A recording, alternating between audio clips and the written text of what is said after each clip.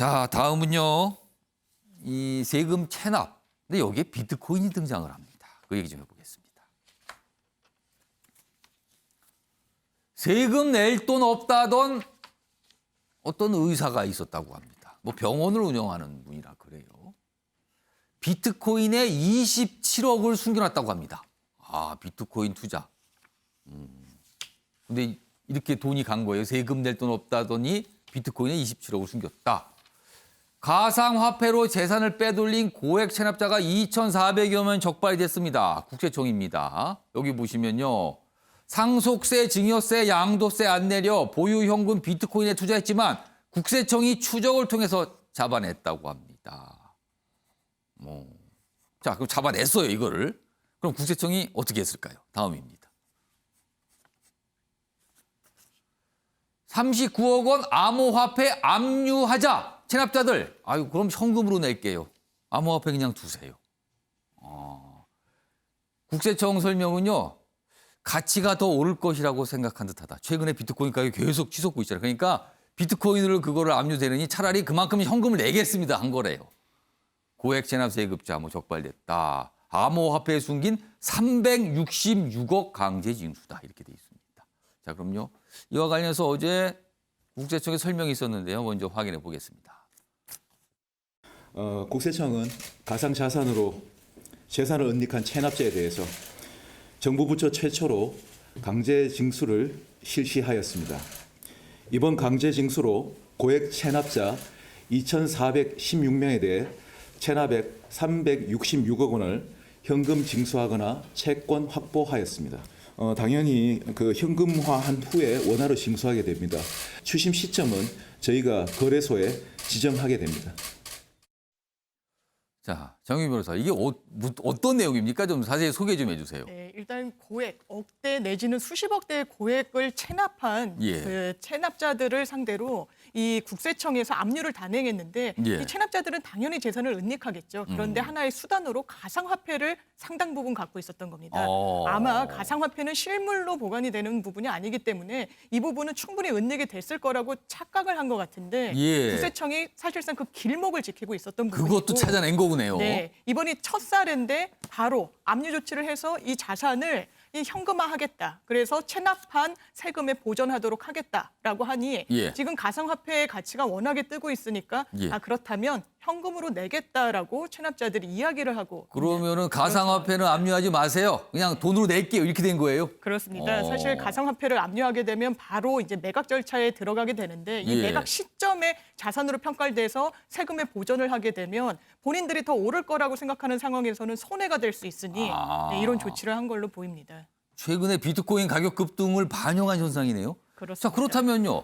여기서 한 가지 궁금해지는 거는 비트코인을 압류하려고 했다는 거냐. 그래, 압류한 것도 있고 그렇다는 얘기인데 그러면은 우리 정부 당국이 비트코인을 자산으로서 인정을 한 겁니까, 그럼? 그렇습니다. 이걸 사실 자체 평가하기는 어렵고 예. 왜 가상화폐 지금도 뭐 세금을 내라고 할 때 가상화폐로 낼 수는 없습니다. 다만 이제 압류 등 이 최후의 수단으로 이 가상화폐를 압류할 수 있는 건데 2018년도에 대법원이 이 가상화폐도 실물 자산으로서 가치가 있다라고 판결을 내린 부분이 있습니다. 그렇기 때문에 압류의 대상물로 지정이 될 수 있었던 부분이고 예. 그렇지만 이제 전 부처에서 지금 도입 단계이기 때문에 국세청이 사실상 가상화폐를 압류의 대상으로 삼고 자산 가치를 인정한 부처로는 처음이라는 보도가 나오고 있습니다. 그러니까 이걸 우리나라에서 인정이 됐다고 봐야 되나요? 아닌가 봐야 되나? 아무튼 국세청에서 이런 조치가 좀 있었습니다. 그래서 오늘 기사로 그런 부분이 달아지고 있어요. 현금으로 낼게요. 뭐 이런 표현들이 기사에 등장하고 있거든요. 최근에 비트코인과 관련돼서 또 이런 모습도 나타나고 있습니다. 자, 다음은 나라 밖 이야기 좀 해보겠습니다. 먼저 다음 사진 좀 하나 봐주세요. 앞서 일명기사 때 봤던 사진인데 그 사진보다 이 사진이 더 실감 나네요. 자, 이게 무슨 사진일까요? 붉은색이잖아요. 마치 무슨 불이 난 것 같은데 이게 황사입니다. 중국에서 10년 만에 최악 황사가 닥친 겁니다. 그런데요, 이 황사가 바다를 건너 오늘 우리나라로 옵니다. 우리나라로요. 이 지금 베이징의 한 거리 모습이 이런 모습이었습니다, 어제. 자, 다음 기사 보겠습니다. 중국발 초강력 황사 오늘 한반도 덮친다. 전국 미세먼지 매우 나쁨, 그냥 나쁨이 아니라 매우 나쁨입니다. 내일까지 영향이 있습니다. 황사 경보 가능성이 있다. 야외 활동 웬만하면 자제하시고요. 마스크 좋은 걸로 잘 쓰셔야 된다. 이렇게 좀 적혀 있습니다. 미세먼지에서 이제 황사까지 저렇게 무시무시해 보이는 황사까지 지금 오게 됩니다. 지금. 자, 다음 기사는 미얀마 상황 좀 짚어보겠습니다. 미얀마 시위대 중국 공장에 방화를 했다. 반중으로 번진 분노. 지금 미얀마에서 민주화 요구 시위가 벌어지고 있잖아요. 중국은 유엔의 군부 제재를 반대하고 있다. 그래서 시민들 분노가 옮겨갔다. 여기 좀 설명이 좀 더 돼 있어요. 왜 중국이 타겟이 된 건지. 중국은 80년대부터 미얀마 군부를 지원했다. 도로, 철도 사업하면 영향력을 키웠다. 그러니까 지금 미얀마 군부 배경에는 뒤에는 중국이 있다. 시민들이 이렇게 판단한 거예요. 중국이 쿠데타의 배후다 이렇게 주장하고 있습니다. 그래서 중국 공장에 불을 지르고 기물 파손한 현상. 그리고요, 일요일에 이 시위와 관련해서 38명이 사망했습니다. 인명피해가 굉장히 많이 100명을 훌쩍 넘어가고 있습니다. 자, 신경민 전 의원님. 중국이 이슈로 부상했네요. 미얀마 내에서 지금. 드디어 한 겁니다. 아, 쿠데타가 처음에 났을 때부터 이제 중국이 배우다라는 얘기는 꾸준히 있었고요.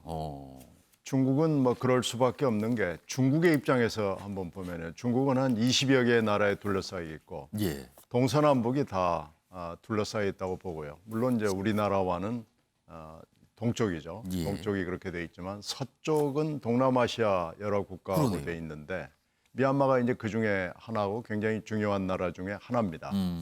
그리고 최대 중국이 미얀마의 최대 교역국이고 2위 투자국이고요. 중국이 굉장히 공을 들여왔고 쿠데타 세력과도 굉장히 친밀한 관계를 유지해 왔다는 것이 일반적인 시각이고 예. 입증 자료를 내라고 그러면은 딱히 낼 건 없지만요. 그런데 이 미얀마 쿠데타 이후에 직후에 열린 유엔 안전보장이사회에서 예. 중국과 러시아가 거부권을 행사하면서 그러면 그렇지라는 얘기가 이제 파다하게 확인된 거네요. 된 거죠. 그러면은. 근데 중국은 이 세계를 상대하면서 공적 투자와 민간 투자를 굉장히 많이 했고요. 미얀마를 굉장히 공을 들인 나라인 것도 분명한데 예. 중국의 투자 행태가 그렇게 세계 각국으로부터 환영을 받지 못합니다.